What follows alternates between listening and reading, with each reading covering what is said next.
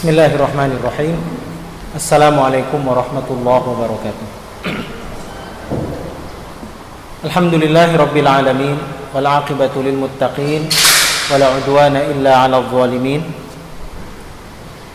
Wa usalli wa usallimu ala habibina wa syafi'ina Muhammad sallallahu alaihi wasallam wa ala alihi wa ashabihi wa man sara ala nahjihi wa sanna bi sunnatihi وجاهد في الله حق جهاده حتى أتاه اليقين أما بعد اللهم ارزقنا علما ينفعنا بما علمتنا ربنا لا تزغ قلوبنا بعد إذ هديتنا وهب لنا من لدنك رحمة إنك أنت الوهاب.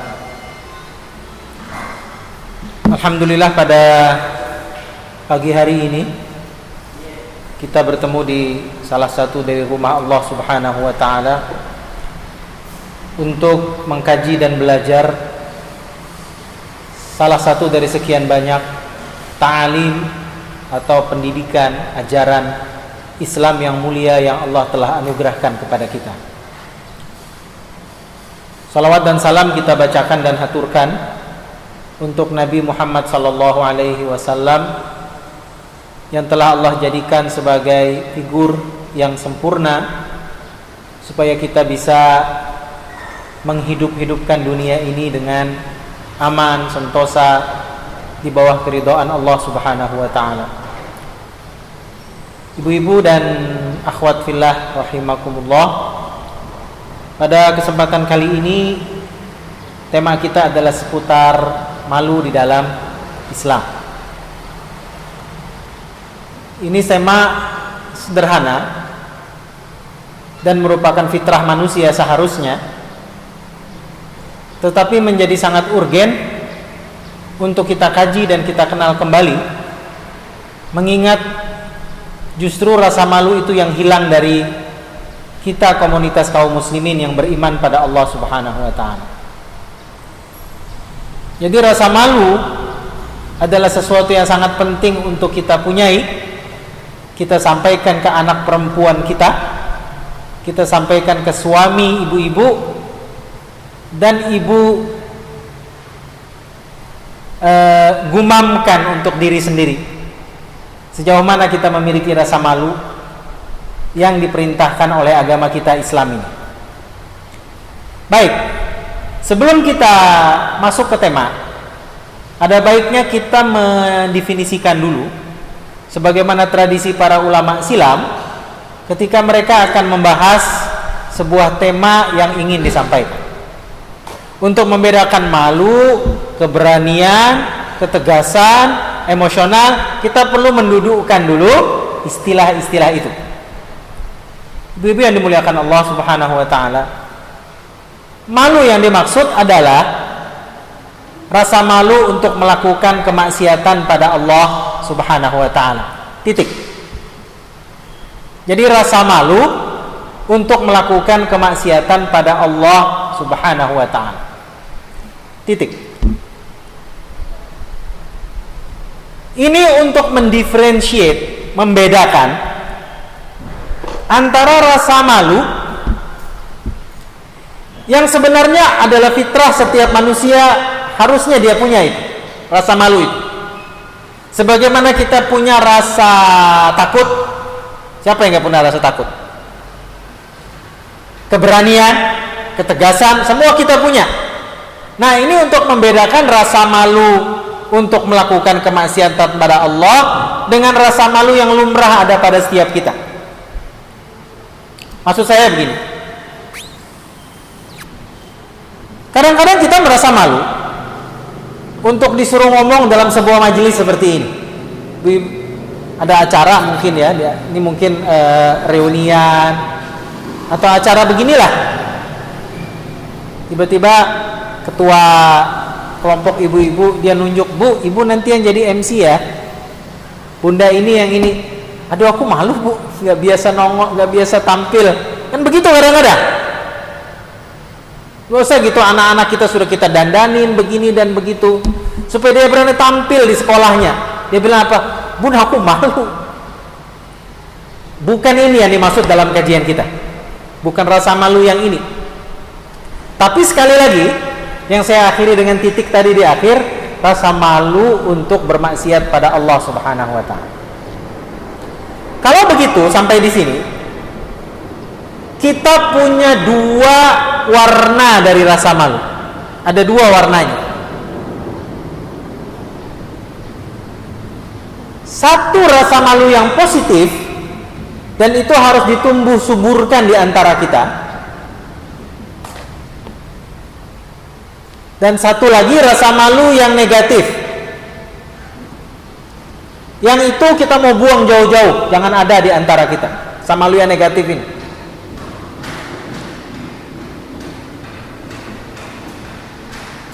Rasa malu yang positif, yang tadi saya sampaikan merupakan rasa malu untuk bermaksiat pada Allah. Itulah yang dimaksud dari hadis Nabi Sallallahu Alaihi Wasallam. Kata beliau begini, Inna mimma adrokan nasu min kalamin nubuwatil ula idza lam tastahyi fasna' ma syi'ta. Sesungguhnya petuah yang dikenal oleh semua manusia yang pernah disampaikan para nabi terdahulu adalah, kalau kamu sudah kehilangan rasa malu, maka lakukan apa yang kau mau. Itu petuah dari Nabi Sallallahu Alaihi Wasallam. Jadi maksud hadis ini adalah, orang kalau sudah kehilangan rasa malu, maka apapun yang dia mau pasti akan dia lakukan. Tuh lihat di luar kita ini, yang mewakili kaumnya ibu-ibu, gimana? Rasa malu nggak ada. Saya sudah berjanggut begini, ibu-ibu, sudah bertampilan begini, mbak-mbak itu asik aja dia ngomong, Pak begini, Masya Allah, orang gak enak sedikit ya, ini ustadz yang diajak ngomong. Orang melakukan korupsi, orang melakukan pencurian, orang melakukan penzinahan. Kemarin di Aceh, dia bunuh anak itu, dibakar atau dia apa ya, dia perkosa ibunya, dan dia nothing tulus, biasa aja di kamera dia sama. Tiba-tiba di Surabaya 30 laki-laki, mohon maaf, tanpa mengenakan sehelai benang pun, homoseksual ibu-ibu. Mana rasa maluannya? Shame on you, malukan. Jika ada ibunya yang nonton itu, gimana rasanya ibu? Kita yang mau taruh di mana muka ini? Itu rasa malu yang dimaksud itu. Kalau orang sudah kehilangan rasa malu, maka lakukan apa yang kau mau. Itu Nabi yang bilang. Jadi sebelum manusia mengenal halal haram, mengenal bahwa ajaran ketauhidan, larangan untuk melakukan kesyirikan, kata Nabi, semua Nabi pesannya sama. Idza lam tastahi fasna' ma syi'ta. Kalau kau sudah kehilangan rasa malumu, lakukan apa yang kau mau. Ibu yang dimuliakan Allah Subhanahu wa taala. Al-Qur'anul Karim tidak kurang apa gitu ya, mengekspresikan rasa malu yang ini, yang pertama ini. Contohnya di dalam salah satu suratnya, surat Al-Baqarah ya, bagian awal-awal itu, tulis saja bu surat Al-Baqarah gitu. Saya lupa posisinya tapi saya hafal ayat. Surat Al-Baqarah ayat-ayat awal bunyinya sebagai berikut. Innallaha, sesungguhnya Allah, la yastahi, tidak pernah merasa malu, ayyadriba mathalan ma ba'udatan fama fawqaha, untuk memberikan permisalan buat kalian para makhluk Allah berupa seekor ba'udah. Seekor apa itu? Ba'ud, seekor nyamuk. Allah nggak pernah merasa malu. Kita maksud ayat itu begini,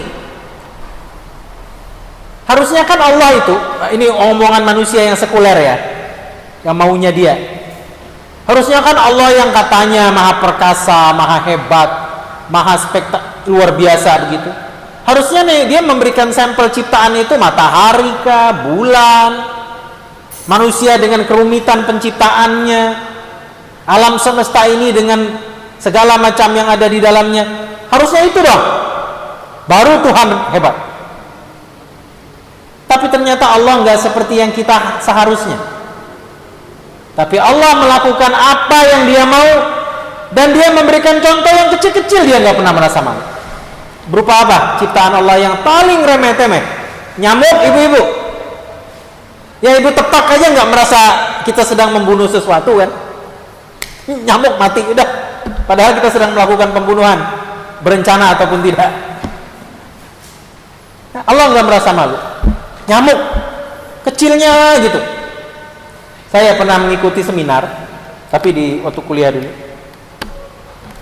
Temanya tentang sayap nyamuk. Nanti tema seminar berikutnya temanya tentang sayap lalat. Yang apa ya? Unik-unik gitu temanya. Tapi itu seminar ibu-ibu adalah seminar doktoral S3 untuk mendapatkan gelar doktor. Temanya apa? Sayap nyamuk. Nah, coba. Karena jelimet penciptaannya itu kecil begitu, lengkap dengan organ tubuhnya, lengkap dengan bagaimana dia menusuk ke dalam kulit ini, kemudian dia menjedot, menimbulkan rasa gatal dan seterusnya itu. Masya Allah, sulit. Dan ibu-ibu tahu apa salah satu sebab Azerbaijan yang sekarang ini lagi perang sama Armenia? Nah, ibu-ibu ngikutin ya. Yang Azerbaijan ini di backup oleh Turki. Kenapa hebat betul serangannya Azerbaijan ini? Ibu tahu apa sebabnya? Dia punya pesawat mata-mata selain pesawat drone itu, yang gedenya lebih gede sedikit daripada nyamuk, dan dilengkapi dengan kamera super kecil. Gimana mau lihat? Dia terbang di sini sangka orang nyamuk, padahal itu intel. Nah, terbang ke sana. Coba lihat terasa bagaimana Allah Subhanahu wa taala tidak pernah merasa malu untuk menyampaikan betapa hebatnya Dia, betapa perkasanya Dia, betapa maha segala maha, dan Dia tunjukkan dengan penciptaan makhluk yang sangat lemah di mata kita manusia.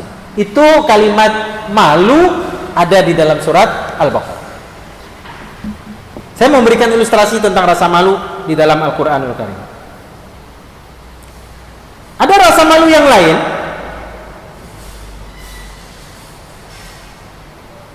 yang juga ada di dalam Al-Qur'anul Karim, surat Al-Qasas ayat 25.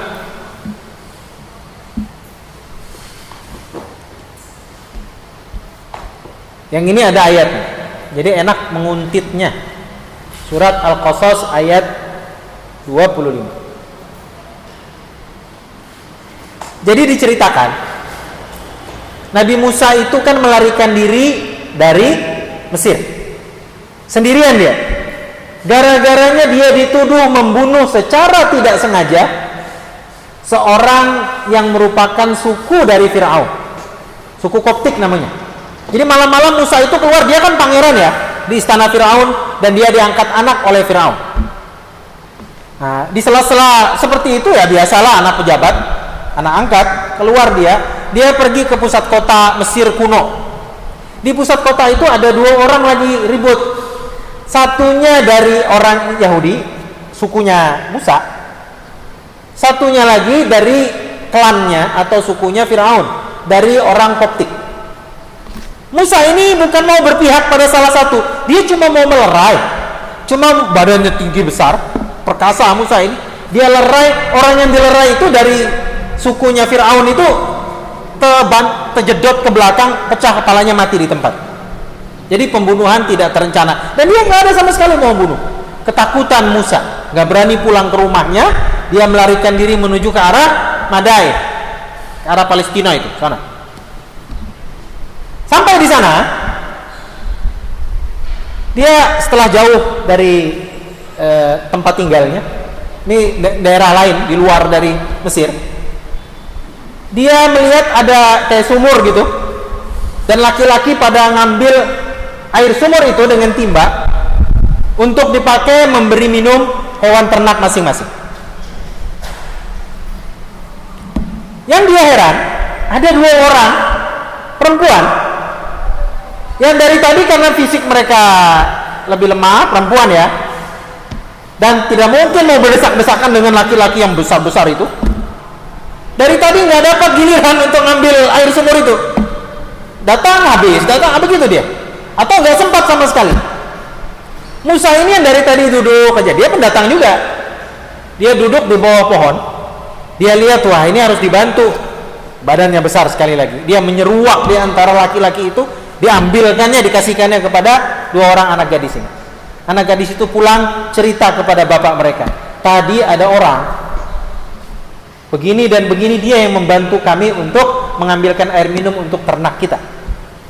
Kata ayah dari dua gadis ini kepada salah seorang dari anak gadis itu, coba kamu panggil dia, bawa ke sini. Ayah mau ngomong sama dia, mau mengucapkan terima kasih ceritanya. Datanglah anak gadis itu mencari Musa, masih ada dekat sumur itu. Dan Allah mengekspresikan dalam surat Al-Qasas ayat 25 tadi. Apa kata Allah Subhanahu wa taala? Faja'athu ihdahuma tamshi 'ala istihya. Dan datanglah salah satu dari kedua anak perempuan itu mencari si Musa dalam keadaan jalannya malu-malu. Nah, lihat ibu-ibu, Allah mengekspresikan jalan seorang gadis untuk memanggil orang yang disuruh ayahnya untuk pergi ke rumahnya, karena laki-laki itu dia cuma dua anak perempuan aja punya. Jadi dia datang untuk dibawa bertemu dengan ayahnya. Allah menggambarkan tamshi 'ala istihya, jalan dengan malu-malu. Ini ibu-ibu yang dimuliakan Allah, tema malu sekali lagi yang Allah sebutkan di dalam Al-Qur'anul Karim. Anak gadis kita itu ditanamkan rasa malu, ibu-ibu. Sebagaimana anak wanita dari laki-laki yang soleh ini. Al-Quran itu tidak pernah bercerita tentang sesuatu dari ruang hampa. Maksud saya tanpa sebab musabab. Semua detailnya pasti ada manfaatnya untuk hidup kita. Walaupun kisah ini tentang Musa melarikan diri dan dua anak gadis yang ditolong oleh Musa tadi, itu bukan di situ maksud Allah Subhanahu wa taala. Ketika Allah memaparkan sebuah cerita, ada maksudnya buat kita ambil pelajaran dalam hidup. Pelajaran di sini adalah ajarkan anak-anak gadis ibu-ibu untuk memiliki rasa malu. Itu pelajaran yang kedua setelah mereka tidak pernah sama sekali menyekutukan Allah Subhanahu wa taala. Ini pelajaran kedua. Jadi pelajaran pertama tentunya ibu-ibu doktrin dia ya. Jangan sama sekali syirik sama Allah. Kan gitu Bu, mulai kecil udah. Pelajaran yang kedua, mbok ya malu kamu. Gitu, Bu. Rasa malu. Malu untuk kalau ketemu laki-laki kelihatan rambutnya. Malu untuk ketawa terbahak-bahak misal. Anak gadis malunya. Saya ingat orang-orang kampung dulu. Lihat di Balikpapan, asli sini saya. Orang Balikpapan dulu ibu-ibu, kalau ada anak gadis pulang lewat maghrib, diomongin satu kampung baru dulu. Cong, ada orang kampung baru nggak di sini? Tuh, itu kita dulu di sini gitu. Tahun-tahun 80-an, 90-an. Coba ibu-ibu masih bayang nggak? Ini sama kayaknya seumur aja kita ini. Tahun 80-an dulu. Jangan coba-coba ada anak gadis balik habis maghrib, diomongin satu gang. Iya kan Bu ya? Maksudnya begitu. Dan jelek namanya. Sisi positifnya apa? Supaya malu anak-anak itu. Sekarang Masya Allah, ibu-ibu mau tahu Balikpapan underground? Mau tahu ibu-ibu? Coba jalan di Balikpapan di atas jam 1 malam. Itulah Balikpapan underground.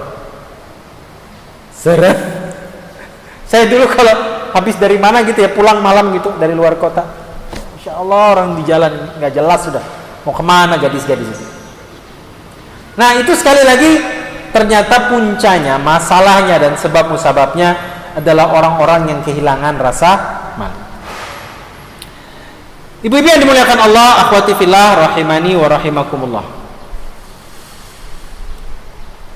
Nabi kita sallallahu alaihi wasallam adalah nabi yang sangat pemalu. Itu pemalu betul. Dan ada sebuah ekspresi menggambarkan lebih malu daripada anak gadis yang sedang dipingit di rumahnya. Pemalu betul.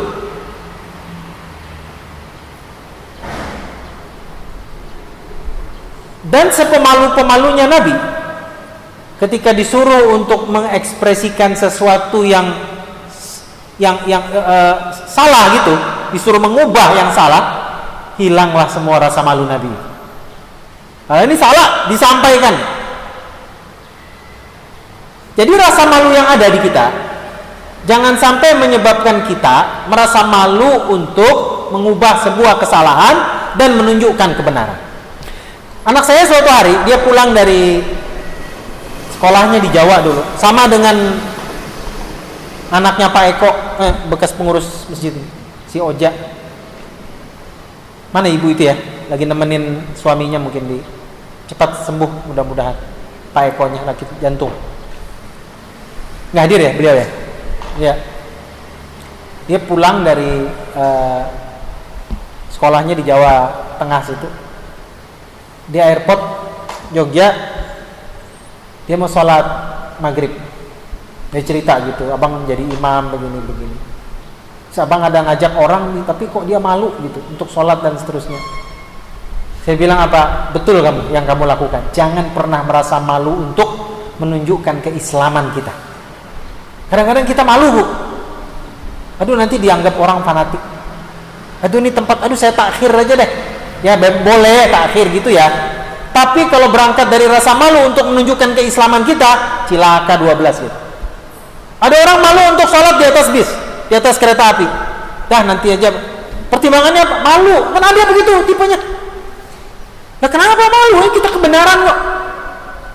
Jangan pernah merasa malu untuk menunjukkan keislaman kita. Sebab saya ingat satu pepatah mengatakan, kalau kebatilan tidak pernah merasa malu untuk unjuk gigi, maka jangan Anda salahkan ketika kebenaran hilang dari muka bumi. Itu sebabnya ibu-ibu. Ini batil ini dia begitu semangat untuk menunjukkan bahwa mereka salah. Lah ibu-ibu yang benar kenapa merasa malu untuk menunjukkan itu? Misalnya datang waktu sholat, nanti aja deh malu kalau mau sholat di sini nanti dilihatin orang. Kenapa kita merasa malu? Apanya yang salah? Kita sedang melakukan kebenaran dan Nabi SAW adalah orang yang paling malu di muka bumi. Tapi ketika menunjukkan kebenaran, beliau sama sekali tidak pernah merasa malu. Kita perhatikan Nabi Musa alaihissalam. Ini hadis dalam Sahih Bukhari. Beliau dikenal sebagai nabi yang sangat pemalu. Dan kebiasaan orang Yahudi sudah bertahun-tahun bersama Nabi, masih aja kelakuannya seperti itu. Bandingkan dengan sahabat Nabi.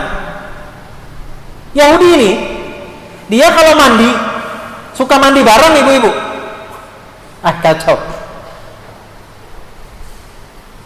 Dan mereka mengajak Nabi Musa untuk melakukan hal yang sama. Jadi pinggir sungai rame-rame di situ mandi. Nabi Musa nggak mau. Kata Nabi Musa, saya sudah ngajarkan kamu bahwa ini tidak baik, dan saya tidak mungkin melakukan seperti itu. Diomongin ibu-ibu, dirumpiin Nabi Musa itu. Nabi Muhammad menceritakan tentang karakter pemalunya Nabi Musa. Dalam Sahih Bukhari dikatakan, kana Musa rajulan hayyan sattar. Musa adalah seorang yang sangat pemalu dan selalu menutup aurat. Coba Nabi juga selain Nabi Muhammad sallallahu alaihi wasallam, satu contohnya adalah Musa alaihi salam adalah nabi yang sangat pemalu. Sekarang kita lihat bagaimana sahabat Nabi punya sifat pemalu yang sama. Ibu-ibu tentu kenal Utsman bin Affan ya, khalifah Islam yang ketiga setelah Umar dan Abu Bakar Siddiq radhiyallahu anhu. Pada suatu hari Nabi sallallahu alaihi wasallam sedang berdiskusi dengan Abu Bakar di rumah Nabi, dengan kondisi paha Nabi sedikit tersingkap. Jadi Nabi pakai gamis atau pakai sarung, terangkat sedikit. Dan dengan kondisi baju tersibak seperti itu, Nabi lanjutkan aja obrolannya sama Abu Bakar. Terus masuklah Umar. Penjaga pintu bilang, ya Rasulullah, ada Umar mau masuk. Silakan, kata Nabi. Masuklah Umar. Dan Nabi belum mengubah posisi duduknya dan masih terlihat sedikit paha beliau. Kemudian berteriak lagi penjaga pintu, "Ya Rasulullah, Utsman sekarang mau izin masuk." Begitu Utsman mau masuk, apa yang dilakukan Nabi Shallallahu Alaihi Wasallam? Nabi cepat-cepat memperbaiki duduknya dan menutup pahanya. Orang yang ada di rumah dan diizinkan Utsman masuk, orang yang ada di sekitar situ, mereka bingung. "Ya Rasulullah, Abu Bakar masuk barusan.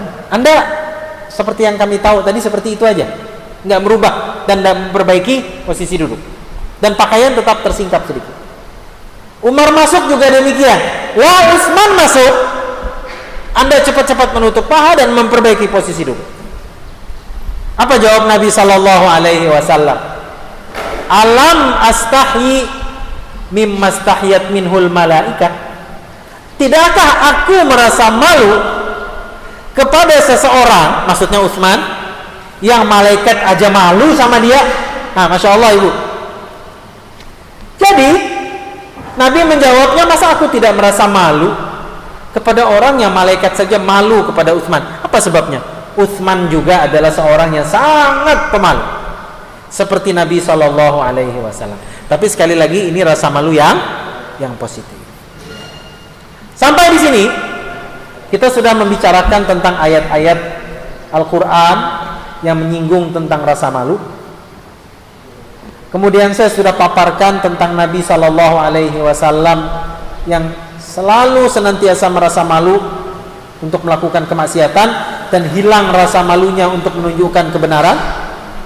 Dan kita sudah paparkan Nabi yang lain, diantaranya Musa alaihi salam dengan rasa malunya, dan Nabi menceritakan tentang saudaranya sesama Nabi ini adalah Nabi yang pemalu.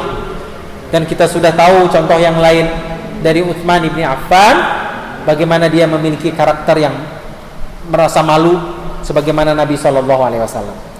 Sekarang ibu-ibu yang dimuliakan Allah,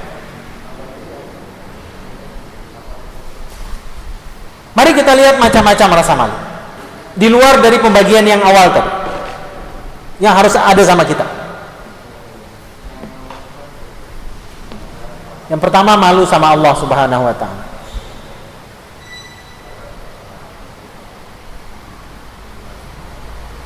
Yang kedua,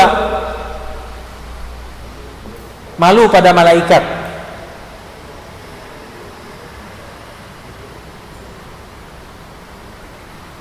Yang ketiga, malu kepada manusia.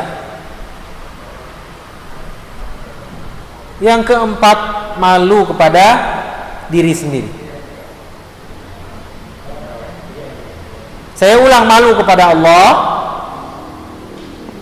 Yang kedua, malu kepada malaikat.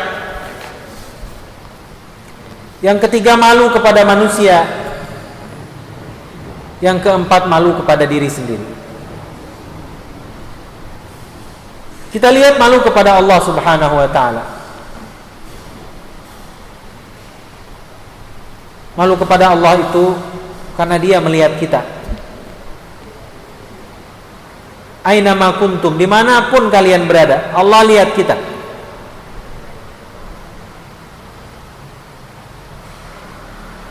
Dulu ada orang tua, dia cerita, saking dia merasa malu sama Allah, dia nggak pernah seumur hidup. Saya dengar sendiri cerita dari orang tua itu, sudah meninggal, rahimahullah. Mulai dari kecil diajarkan sama datuk dan nenek moyangnya tentang rasa malu sama Allah ini. Sampai kalau mandi di kamar mandi, dia nggak pernah telanjang bulat, pakai baju. Ada kan dengan orang tua cerita gitu, orang tua dulu. Walaupun nggak gitu-gitu sebenarnya, tapi saking didoktrinnya gitu, jangan pernah. Itu saya malu gitu kata dia, karena Allah ngelihat saya. Nah ini kurang lebih kira-kira kayak gini. Malu melakukan kemaksiatan, Allah ngelihat kita. Sami'un basir, Dia maha mendengar, lagi maha melihat. Sami'un alim, itu kan karakter Allah ya, maha mendengar lagi maha mengetahui. Yang kedua, dari jenis rasa malu yang saya sampaikan tadi adalah malu kepada malaikat Allah Subhanahu wa Ta'ala. Makhluk yang Allah jadikan dia sebagai wakilnya untuk mengkuntit kita, Setiap hari dicatat. Dan malaikat ini dia punya rasa sebagaimana kita punya rasa. Kalau kita terganggu dengan satu bau-bauan, dia pun terganggu, ibu-ibu. Ada hadisnya. Kalau kita malu melakukan sesuatu, dia pun malu melihat kita melakukan itu. Contohnya, kata Nabi apa? Barang siapa habis makan bawang, baik bawang merah atau bawang putih, atau bau-bauan yang mewakili itu, pete, jariang, jengkol, dan segala macam itu. Kata Nabi, barang siapa habis makan ini, maka jangan dekati masjid kami, karena malaikat merasa terganggu baunya sebagaimana kalian semua merasa terganggu. Nah, berarti malaikat dia ada penciumannya. Itu hadisnya ada, betul. Dalam Sahih Muslim ada. Jadi kita terganggu kan kalau orang enggak enaknya baunya. Untung ada social distancing ini.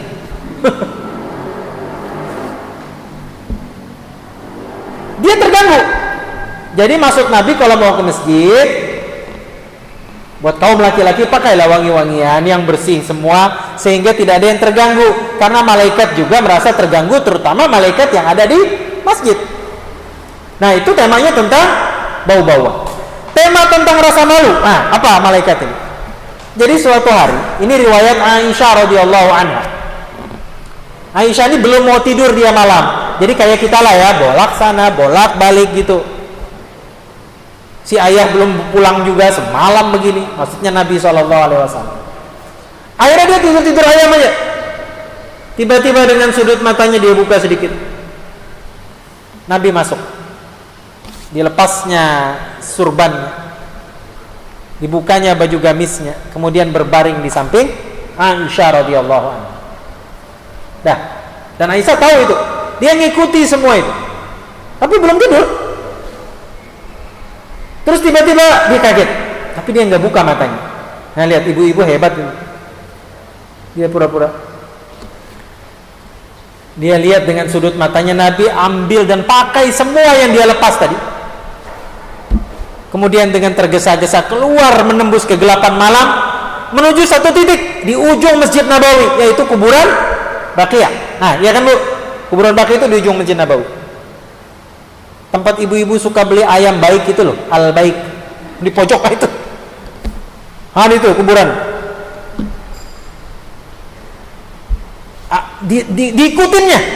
Aisyah menggambarkan detail. Kata Aisyah, kalau Nabi berhenti, aku pun ikut berhenti. Namanya orang menguntit ya.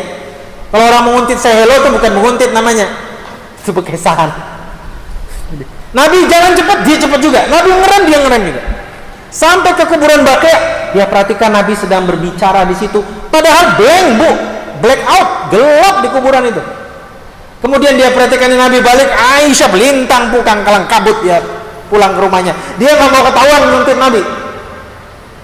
Sampai ke tempat tidur, dia pura-pura berbaring. Tapi orang kalau tidur habis kejar-kejaran begitu, gimana nafasnya Bu? Ya, gini sengal-sengal ya. Nabi masuk, tertegun Nabi. Kenapa Aisyah ini kok tidur gitu? Dibangunin Aisyah. Dia bilang, Aisyah, ma biki, kenapa kamu? Kata Aisyah, saya tidur aja begini. Aisyah, kata Nabi, bilang ngaku. Kalau kamu nggak ngaku, nah, yang di langit akan melaporkan apa yang kamu lakukan. Wah, ini nggak bisa Bu, sudah. Ini yang dihadapi Nabi, nggak bisa bote-bote, nggak bisa bohong. Kata Aisyah kemudian, iya bang, ya Rasulullah, saya tadi sebenarnya nggak tidur, saya perhatikan dengan sudut mata saya Rasulullah begini dan begini keluar sampai ke kuburan Baqi. Saya pun curiga apa yang Anda lakukan. Kemudian lihat kalimatnya tentang tema rasa malu. Tadi Jibril datang kepadaku.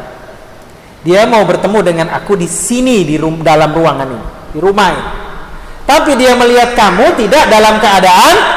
Nah ibu-ibu, mahkota yang ibu-ibu sedang pakai sekarang ini tidak pakai jilbab.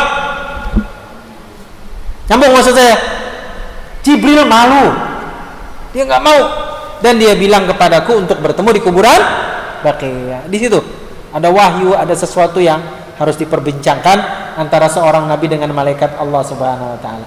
Tapi sekali lagi tema kisah itu adalah seputar tema besar kita hari ini tentang rasa malu. Malaikat saja merasa malu kepada manusia, masakan kita yang dikuntitnya, dia yang catat amalan kita, melakukan yang tidak senonoh dan semuanya, malu kita kepada malaikat Allah Subhanahu wa taala. Rasa malu yang lain, yang ketiga, malu pada manusia. Dalam sebuah ungkapan disebutkan, cukuplah rasa malu kepada manusia menjadikan kita tidak suka untuk melakukan sesuatu yang tidak patut di hadapan manusia. Itu rasa malu. Tapi ini bagus juga. Ya artinya nanti kelihatan orang gitu ya. Paling tidak bisa ngerem gitu sebuah niatan yang tidak baik. Dia bisa ngerem. Tapi ini bagus. Nanti kata orang apa? Nah itu bagus kan? Jadi rasa nggak enak, dikit-dikit nggak enak, bagus itu, nggak apa-apa. Dan itu harus kita tumbuh suburkan di antara kita. Yang masalah di sini apa? Rasa malu ini sedikit aja bu, harus dipoles.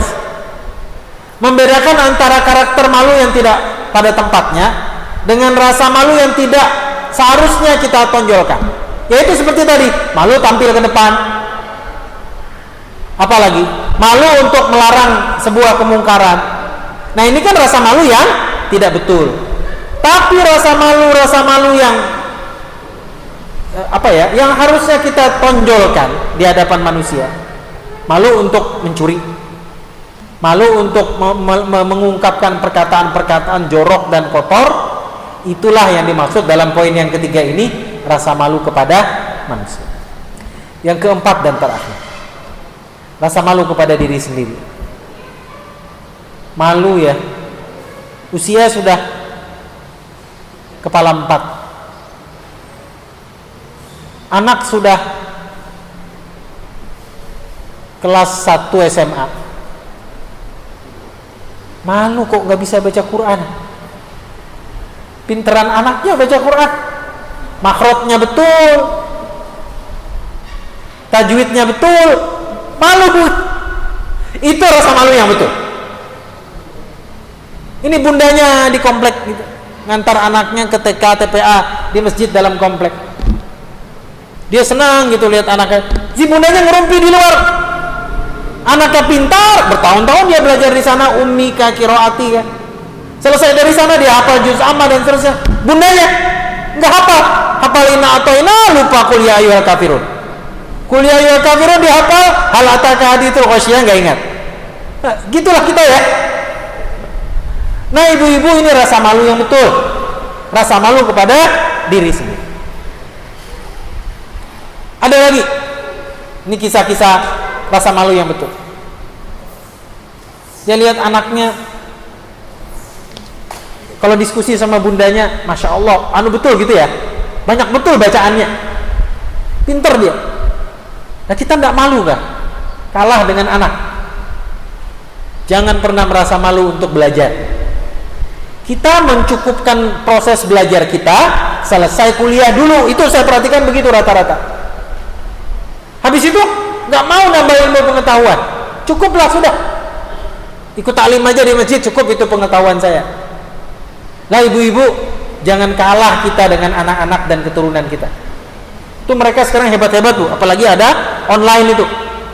Lah kalau mereka bisa mengakses itu, kenapa ibu-ibu dan saya tidak bisa mengakses referensi yang sama dengan yang dibaca oleh anak-anak kita?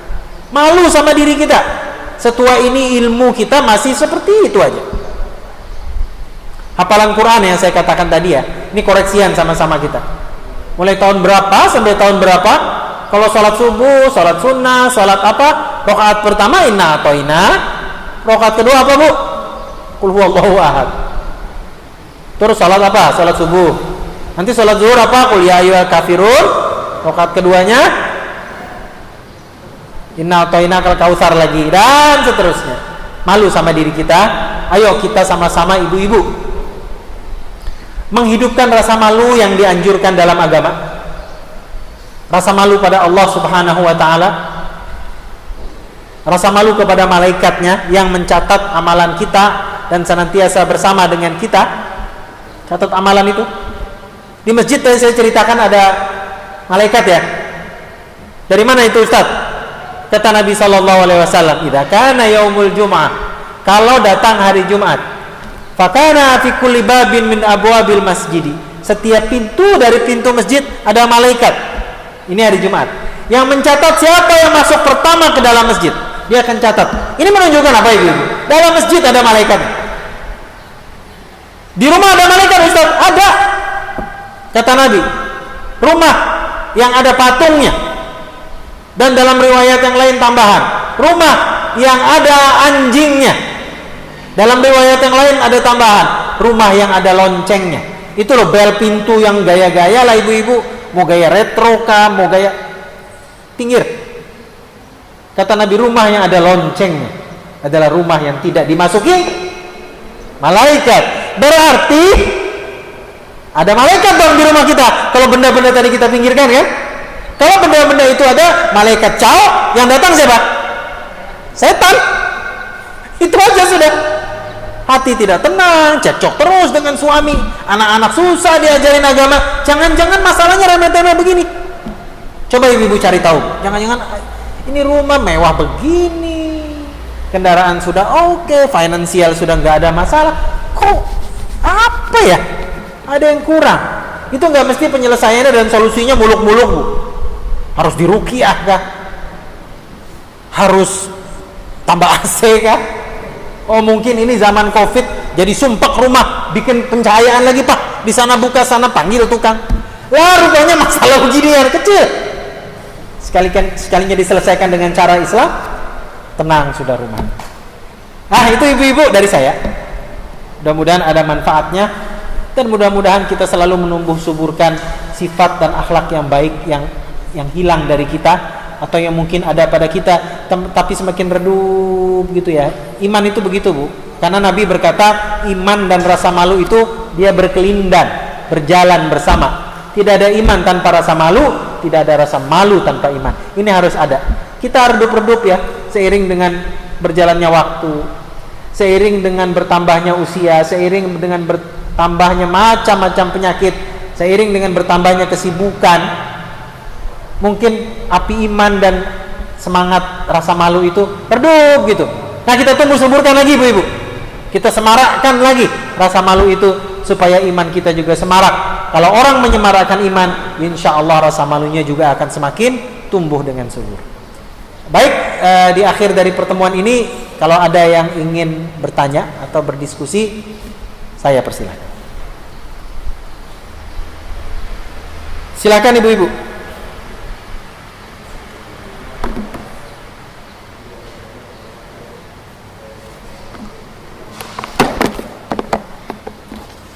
Saya kira sudah selesai, jadi siap-siap cabut.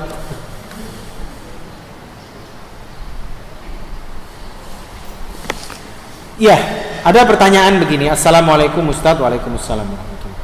Apa yang membuat rasa malu seseorang hilang padahal sudah berada di lingkungan yang islami? Gak usah jauh-jauh Bu. Abu Lahab, Abu Jahal itu kira-kira bukan di lingkungan islami maksud saya, tapi bersama dengan orang yang membawa Islam, pamannya Nabi ya. Abu Lahab itu kan pamannya Nabi. Di mana rumahnya? Sejengkal jarak jalan ke Masjidil Haram, rumahnya Abu Lahab. Tapi malukah dia untuk tidak beriman pada Allah? Enggak malu dia. Cuek aja. Apa masalahnya di sini Bu? Tadi sudah disampaikan riwayat tadi. Rasa malu itu berbarengan dengan iman. Kalau ibu-ibu merasa kehilangan rasa malu walaupun tinggal di lingkungan yang islami, berarti iman kita sedang redup. Ya, iman lagi di bawah. Walaupun lingkungannya islami Ustaz, iman itu memang begitu. Kadang memuncak gitu ya. Kadang mutungnya minta ampun. Kalau sudah mutung, mau di WhatsApp ibu-ibu di grup, Bu, hari ini kita kajian di Masjid Namirah. Nggak dijawabnya, padahal sudah contreng biru. Kenapa? Aku lagi mutung, Bu. Motong bagaimana sudah? Tapi begitu deh, kadang di atas, kadang di bawah. Itulah iman. Kuncinya kencangin iman. Nah, bagaimana cara kita mau ngencengi iman? Aduh, banyak jalan menuju Roma. Saya tadi pagi itu badan agak gak enak, kemarin habis berkuda agak error kaki. Jadi bangun tidur biasa orang belakang ini tulang karena terlalu goncang. Apa yang saya lakukan? Kalau saya biasanya nonton YouTube, cari yang kalau nggak tilawah, cari orang mu'alaf baru masuk Islam, dia cerita gitu pengalamannya. Itu biasanya saya suka nangis. Nah, langsung kenceng lagi iman. Enak lagi ceramah di depan ibu-ibu. Kalau nggak berdaya saya. Nah, itu banyak Bu caranya. Bisa begitu. Ada cara yang lain juga Bu. Apa?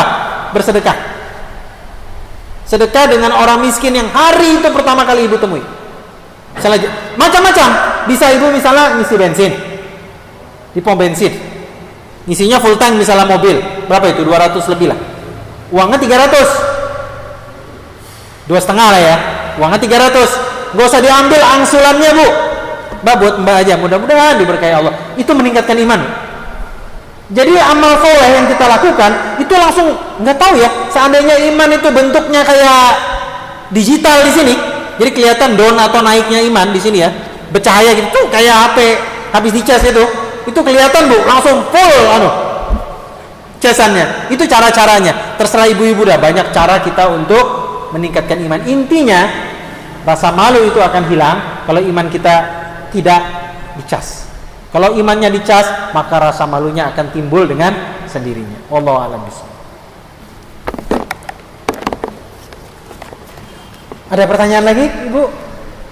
Silakan.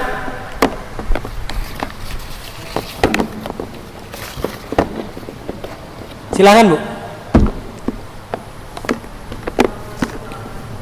Waalaikumsalam.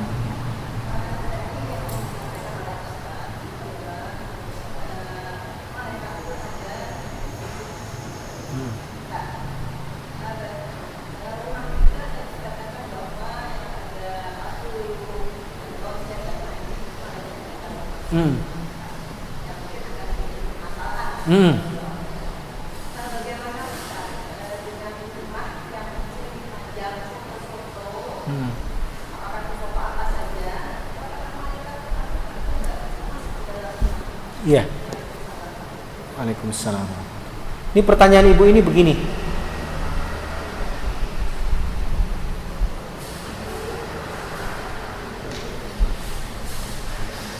Pertanyaan ibu ini tentang masalah foto ya. Tadi kan diceritakan patung, apalagi tadi lonceng, kemudian anjing yang tidak dimasuki malaikat rumahnya kalau ada 3 hal ini. Ada riwayat yang lain ibu-ibu gambar. Cuma gambar ini ibu-ibu, dia dari kalimat timfal tadi Bu. Timfal itu ada yang menerjemahkan patung, ada yang menerjemahkan sebagai gambar. Nah, jadi gitu dua. Timfal itu apa sih artinya? Ada yang bilang itu patung, itu gambar. Baik, kita mentafsirkan patung. Sip. Sekarang kita tafsirkan gambar bagaimana? Para ulama menyatakan begini. Kalau gambarnya gambar orang hidup, lengkap gitu ya, fotonya dan seterusnya, maka ini yang dilarang. Itu pendapat pertama. Kedua, ada yang menyatakan begini. Jika gambar, tidak mungkin ada sebuah larangan muncul dari hadis Nabi kecuali ada sebab.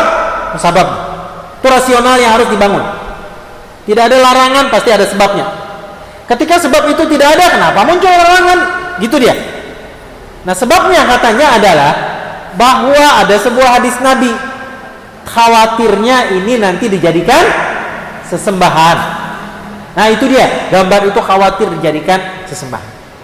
Kemudian para ulama ini melanjutkan, kalau gambar itu tidak dijadikan sesembahan, why not? Kenapa tidak katanya? Itulah yang menjelaskan kenapa di sekolah-sekolah ada gambar pejabat negara kan? Sebelah kanan, sebelah kiri. Itu lagi yang menjelaskan kenapa di beberapa tempat ada gambar pahlawan nasional. Gitu. Baik di rumah atau di sekolah atau di kantor-kantor. Di kantor-kantor pemerintah jangan coba-coba nggak ada gambar itu ibu-ibu. Masalah nanti. Yang paling susah zaman pilkada Bu. Saya nggak ngomong politik, tapi susah kalau nggak ada itu. Gimana kita mau kenal calon? Paham maksud saya? Nama aja nggak mana ya ini? Jangan-jangan orang Samarinda nyalon di balik papan. Ya nggak tahu ibu-ibu. Jadi ada gambar itu. Nah, jadi itu dia alasannya ibu-ibu. Pendapat yang kedua ini ada pembenaran itu. Saya ibu-ibu, kita berusaha untuk cari yang selamat ya. Nah gitu. Bagaimana maksudnya?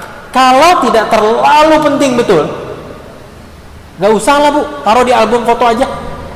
Taruh di dalam album, nanti yang mau lihat kita buka, kan tertutup itu. Atau taruh di komputer kita mau lihat, di laptop, oh baru kelihatan gitu. Tapi kalau memang penting betul, misalnya begini, suaminya ibu-ibu kerjanya di Abu Dhabi, di lokasi sana, atau kerjanya di tengah laut off-offan, kilang, 2 minggu di sini 2 minggu di sana. Orang kalau jauh dari keluarga itu gimana rasanya bu ya? Nah untuk mengena orang nggak bisa dinafikan, dia perlu gambar sesuatu yang mendekatkan itu loh bu. Akhirnya dia print out gambarnya, kemudian dia kasih bingkai, ditaruhnya di meja kantornya. Ini laptopnya dia di kantor, ini gambar ibu-ibu dan anak-anak di rumah. Biar romantis itu tidak, apa bilang pujangga penyanyi itu, kemesraan ini janganlah cepat berlalu. Dia terus aja lihat, seolah dia bilang, bun, anak-anak, ayah kerja di sini demi kamu loh itu. Dia ngomong sama fotonya. Nah yang begini-gini ibu-ibu dianggap ini yang diperlukan. Apalagi ijazah misalnya, itu kan ada gambarnya. Maaf, maksud saya apa? Apapun yang surat menyurat diperlukan gambar itu. Sehingga para ulama jenis kedua ini ada yang membolehkan untuk keperluan-keperluan seperti itu. Kalau tidak diperlukan, ya buat apa juga gitu ya? Lihat muka sendiri tiap hari ya gambar itu juga gitu. Wallahu a'lam bishawab. Ini supaya kita di tengah-tengah dan lebih moderat dalam memandang masalah gambar itu. Selain itu kita khawatir bu, kalau tidak malaikat yang masuk rumah kita, ya itu tadi jin, dedemit, dan orang kalau mau diruqyah, ibu perlu tahu, orang kalau mau diruqyah dan kita tahu orang ini adalah tim ruqyah yang nyunnah, dia tahu sunnah Nabi, pertama kali yang dia lakukan apa bu? Dia bukan langsung ujuk-ujuk datang, mana pasiennya? Bukan mau dikerjain, nggak gitu. Apa yang dia lakukan? Dia siapkan lingkungan itu supaya cocok di ruqyah. Apa yang dia lakukan pertama kali? Dia dudukkan, misalnya si ibu yang kena, pastinya ustadznya pakai sarung tangan ya. Nah kalau nggak ada, tim peruqyah perempuan tuh susah loh di balik papan. Rata-rata laki-laki, ya apa boleh buat sudah, tapi asal jangan, pakai ini ya bersentuhan. Ya pakai. Baru pertama kali dia suruh apa? Dia menyiapkan lingkungan dulu, nggak langsung ke pasien. Dia lihat ada gambar gak di rumah ini, tolong di turun.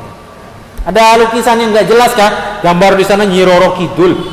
Kemudian di situ ada pot bunga, gambarnya Wiro Sableng Sinto Gendeng, yang model itu loh, apa namanya? Guci naga itu. Terus orangnya ada, saya kenal ibu-ibu, anaknya soleh banget, mamanya kemana-mana bawa anjing. Aduh, saya bilang ini nggak ada yang ngajarin kah? Orang Islam itu kan nggak boleh melihara anjing. Kayaknya nggak ada deh di sini. Saya tahu itu orang. Ngerinya ini ibu ini. Dibilangin ngotot lagi. Nggak apa-apa, nggak boleh. Orang Islam itu melihara anjing nggak bisa. Kata Nabi, barang siapa yang melihara anjing di rumahnya, selain masalah tidak masuk ke dalam rumahnya malaikat tadi, kata Nabi, maka pahalanya dikurangi 2 qirot per hari. Jadi kalau dia melakukan setiap kebaikan apapun, pasti pahalanya dikurangi 2 qirot. Jadi 100% dikurangi 2 qirot. Ibu-ibu mau tahu berapa 2 qirot itu? 1 qirot itu segede gunung Uhud. Gedenya. Nah ini 2 qirot, 2 gunung Uhud. Ada nggak amalan kita dicatat? Zero sudah, minus jangan-jangan. Itu gara-gara melihara anjing. Anjingnya disayangnya, nggak bisa. Gitu ya, wallahu a'lam bishawab. Silakan. Ya. Agak dekat, nggak dengar saya. Ya. Untuk berburu, untuk keamanan, ya baik. Ya. Ya, baik, terima kasih. Saya suatu hari pulang kampung istri. Nanti saya menjawab pertanyaan bunda yang ini. Di Bukit Tinggi. Nah, orang Padang mesti tahu sudah ke arah mana Ustadz yang mau bicara. Saya pulang kampung ke kampung istri di Bukit Tinggi. Orang Padang itu biasanya dia melihara anjing untuk keperluan apa bu? Untuk keperluan jaga rumah atau jaga kebun. Di sini kalau ibu-ibu bawa mobil, terus di depan kita ada hewan ternak di bawah, isinya apa bu? Pickup itu ayam kan? Kalau di Padang isinya apa? Anjing semua. Anjing semuanya. Saya dari jauh kayak ayam, begitu mendekat anjing. Itu peliharaan masing-masing orang, Bu. Kenapa? Karena ladang sawah mereka selalu diobrak-abrik sama babi. Nah, supaya menjaga itu anjingnya itu, mahal Bu anjingnya, 50 juta, 60 juta, ada yang cerdas. Dia bilang, Scooby-Doo, kejar sana. Dikejar sama Scooby-Doo itu. Sana itu. Itu melihara anjing untuk keperluan menjaga kebun. Boleh tidak? Boleh. Hadis Nabi SAW. Barang siapa yang memelihara anjing bukan untuk keperluan jaga kebun, berburu, apalagi itu, beternak dan kurang lebih seperti itu, keperluan-keperluan seperti itu, maka pahalanya dikurangi 2 qirot setiap hari. Itu kepanjangan hadisnya, ibu-ibu, sebenarnya. Jadi kalau menjaga keamanan nggak bisa tidak kecuali pakai anjing, ya sudah. Tapi catatannya jangan di dekat-dekat rumah kita, taruh di pojok aja, jauh gitu. Kalau dia masuk ke rumah bagaimana? Nah itu repot juga nanti. Cuma catatannya nggak ada lagi penjaga ya. Misalnya begini, ini ilustrasinya benar ini. Di kebun sawit Berau sana itu adalah seorang pengusaha ladang sawit. Dia tanya, dia bilang, Ustadz, boleh tidak saya pakai anjing aja, nggak pakai orang penjaga satpam? Kenapa Pak? Aduh susah Ustadz. Pertama saya harus di atas UMK, upah minimum kota, gaji maksud saya. Yang kedua harus ada BPJS-nya. Yang ketiga harus menyiapkan seragamnya. Repot. Cari aja Blacky satu, dia nggak tanya BPJS, gajinya berapa, beres sudah. Paham? Langsung si Blacky itu ngejar. Kalau ada pencuri-pencuri di tengah kebun itu bisa dikejarnya. Kalau orang kan dia masih, waduh hujan besok pagi aja aku kejar, repot. Ini yang menjadikan pertimbangan kenapa Islam membolehkan ada binatangnya seperti itu dipelihara. Selain itu jangan cari yang lain deh, peliharaan masih banyak. Pelihara nyamuk kah, pelihara lalat, pelihara apa. Wallahu a'lam bishawab. Ya, ada lagi ibu-ibu?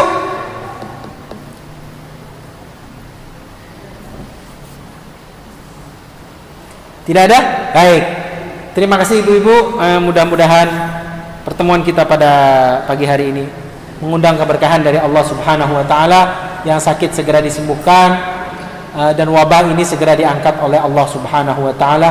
Allahumma inna na'udzubika minal baras wal junun wal judham wa sayyi'il asqam. Allahumma anfa'anna al bala wal waba wal qarana wal fitan an baladina Indonesia khassah wa an buldanil muslimina ammah ya arhamar rahimin. Rabbana da'unaka kama amartana fastajib du'aana kama amartana. Rabbana atina fid dunya hasanah wa fil akhirati hasanah wa qina adzaban nar. Subhana rabbika rabbil izzati amma yasifun wa salamun alal mursalin walhamdulillahi rabbil alamin. Subhanakallahumma wa bihamdika asyhadu an la ilaha illa anta astaghfiruka wa atubu ilaik. Assalamualaikum warahmatullahi wabarakatuh.